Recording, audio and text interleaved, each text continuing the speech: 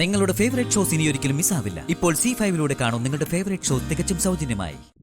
എന്റെ കൈ പിടിച്ച നീ ആദ്യം നടക്കാൻ പഠിച്ചത്, അത് മറക്കരുത്. ആണോ? എന്നാ ഞാൻ അങ്ങോട്ട് ചോദിക്കട്ടെ, നിങ്ങൾ ആദ്യം നടക്കാൻ പഠിച്ചത് എങ്ങനെയാ? ആരുടെയെങ്കിലും കൈ പിടിച്ച് തന്നെ ആയിരിക്കുമല്ലോ. മനുഷ്യരെല്ലാം അങ്ങനെ തന്നെയാ നടക്കാൻ പഠിക്കുന്നത് എന്ന് കരുതി രണ്ട് കാലിൽ നിവർന്നു നിൽക്കാൻ കഴിഞ്ഞാലും പഴയ കൈത്താങ്ങി തേടി പോകുന്നതാണ് തെറ്റ്. എന്നിട്ട് നീ ഇപ്പൊ രണ്ടു കാലിൽ നിവർന്നാണോ നിൽക്കുന്നത്? അല്ലല്ലോ, പിന്നെ എന്താ ഇത്ര പറയാനായിട്ട്? എനിക്കറിയാം, നിങ്ങൾ ഉള്ളാലെ എന്റെ ഈ വീഴ്ച കണ്ട് സന്തോഷിക്കുക. ഓരോ ദുർനിമിത്തങ്ങളും ഞാൻ നിങ്ങളുടെ വാക്ക് കേൾക്കാത്തോണ്ട് സംഭവിക്കുന്നതാണെന്ന് വ്യാഖ്യാനിച്ചെടുക്കാനല്ലേ നിങ്ങളുടെ ഉത്സാഹം. എന്നെ ശപിക്കുകയും കുറ്റപ്പെടുത്തുകയും ചെയ്താലേ നിങ്ങൾക്ക് ഉറക്കം വരും. ഞാനിതെന്താടാ വെറുതെ വ്യാഖ്യാനിക്കുന്നതാണോ ഇതൊക്കെ? സത്യം പകലുപോലെ വ്യക്തമല്ലേ?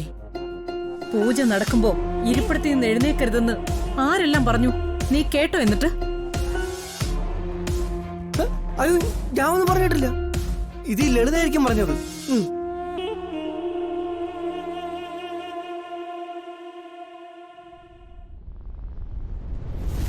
ലളിത അല്ലാതെയും ആളുകൾ ഇവിടെ ഉണ്ടായിരുന്നു.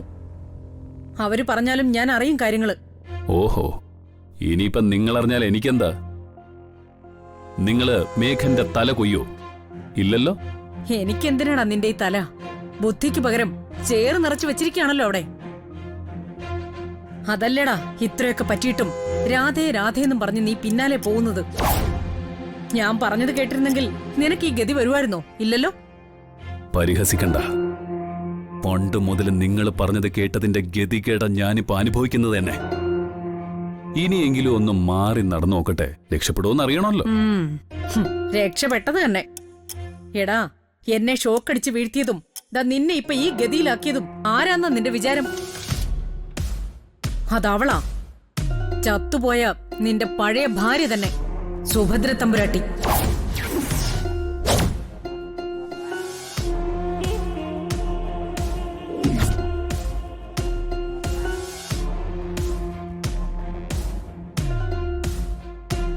എന്തിനും ഏതിനും പെറ്റമ്മയെ നീ കുറ്റം പറഞ്ഞു പഠിച്ചുപോയി.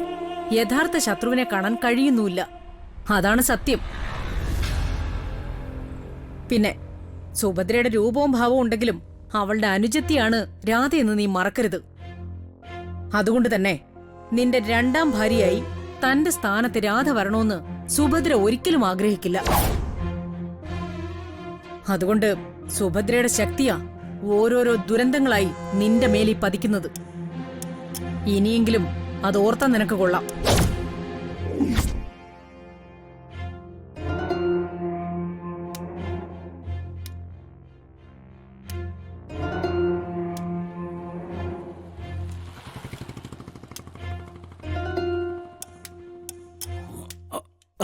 അയ്യോ സാറേ,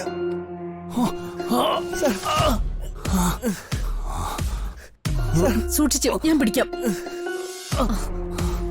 പതിയെ.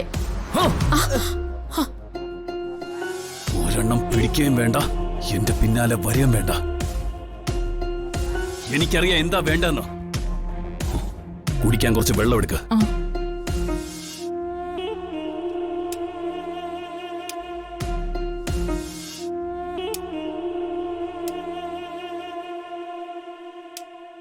ഡൗൺലോഡ് ചെയ്യൂ C5 ആപ്പ്. കാണൂ എല്ലാ എപ്പിസോഡുകളും സൗജന്യമായി.